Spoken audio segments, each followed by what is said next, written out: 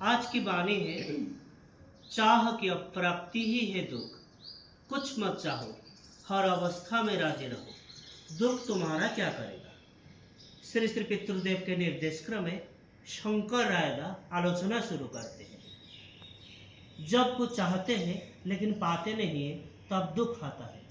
हम लोग हर अवस्था में राजी रहना होगा। श्री श्री पितृदेव बोलते हैं, हर अवस्था में राजी रहने से दुख नहीं आता है। लेकिन ये सोचो, ठाकुर को रोज सफ़ेद फूल देते हो, लेकिन आज आजू बाजू में कुछ नहीं मिला। ठाकुर भोग में एक फल देना सोचते हो, लेकिन घर में नहीं। इसका मतलब यहाँ भी ना पाने से क्या राजी रहना होगा। जैसे करके ही क्यों ना हो, जुगाड़ करना होगा। जैसे करके मतलब असद उपाय में करने से नहीं चलेगा। इष्टार्थ परिपूरण में मेरा जो चाहत है वो तो हमेशा रहेगा ही। इष्टार्थ परिपूरण में चाहत जितना उद्ग्रीव होगा उतना बल, वीर्य, साहस, बुद्धि बढ़ेगा। शंकरदा बोलते हैं, हम लोगों के नाना तरह के चाहत रहता है। श्री श्री पितृदेव बोलते हैं, चाहत तो है ही, सहस्त्र प्रकार चाह है। कोई मुरमुरा मुआ खा रहा है और सोच रहा है मुरमुरा की मुआ होने से अच्छा होता। तुम किसी को खस्ता लड्डू समझ रहे हो, लेकिन ये सोचते हो कि नारियल का लाडू अगर होता तो अच्छा होता।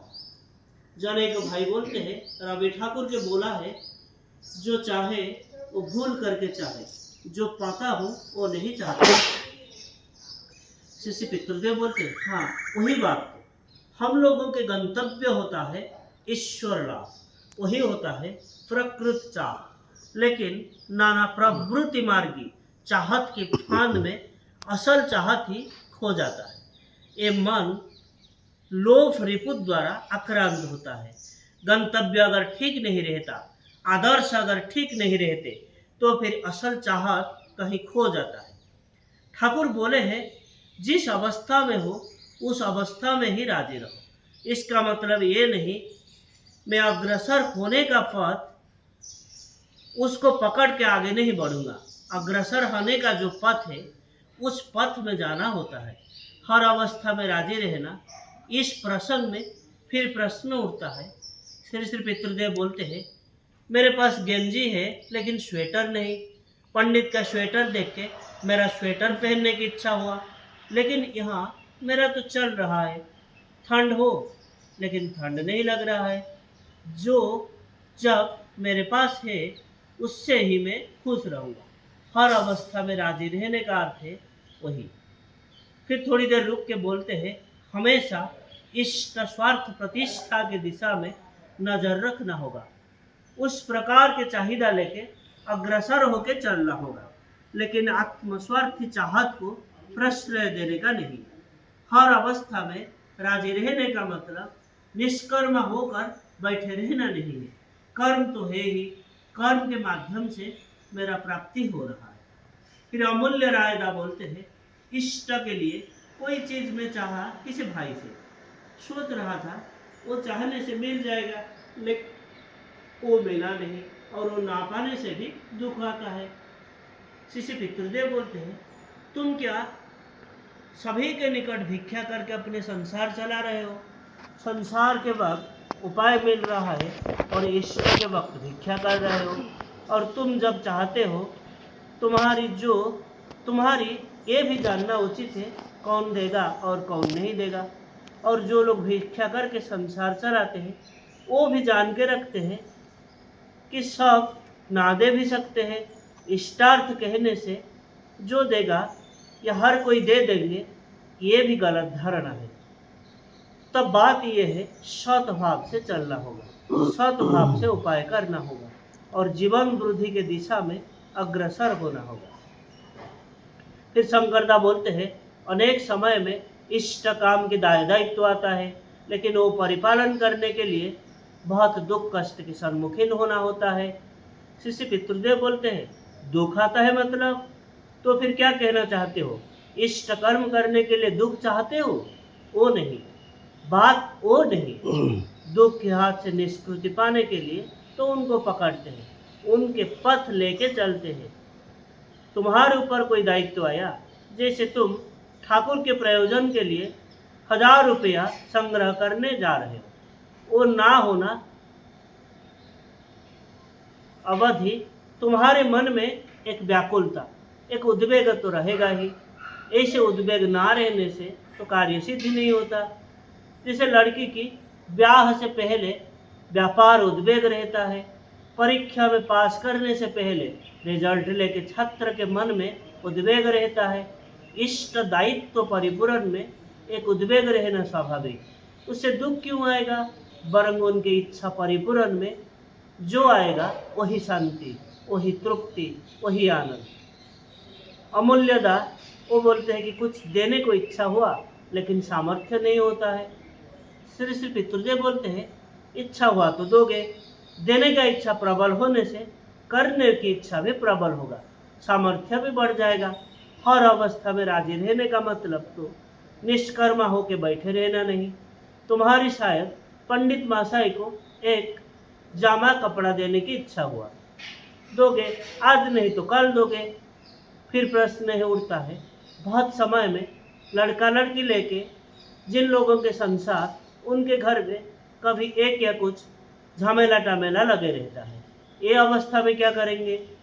शिष्य पितृदेव बोलते हैं यहाँ तो ठाकुर के वही बाने दिए हैं।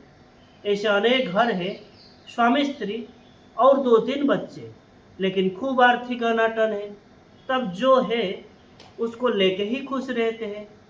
फिर किसी के घर में सिर्फ माँ और बेटा, लेकिन अशांति लगे रहता है। माँ शायद कोई तरकारी बना रही है, फिर बोलता है तो आज झोल क्यों नहीं बनाए, इसको लगा के कैसे खाऊंगा।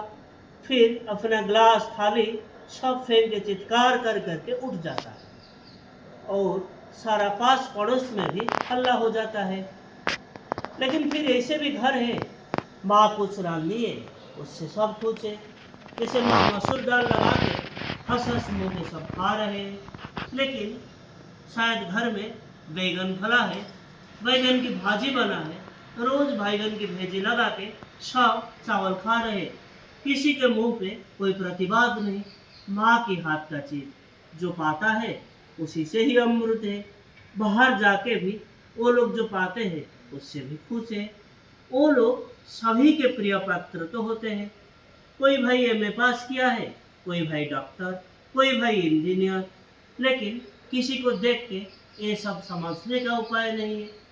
घर के कर्ता भी घर के लड़का लड़की को सबको लेके शांति में बसवास कर रहा है, लेकिन वही जो घर हर अवस्था में राजी नहीं रहते, वहाँ कुछ न कुछ पाने के लिए दुख रहता है। वहाँ बच्चे लोग बड़े तो हुए हैं, नौकरी भी किए हैं, लेकिन मन में अशांति है।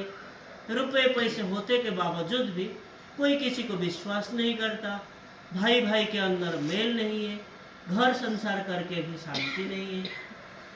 कोई कोई संसार के क्षेत्र में जैसे देखता हूँ, माँ बाप के ऊपर निर्भर करके चलने से संतान लोगों की कोई चाहत ही नहीं रहता।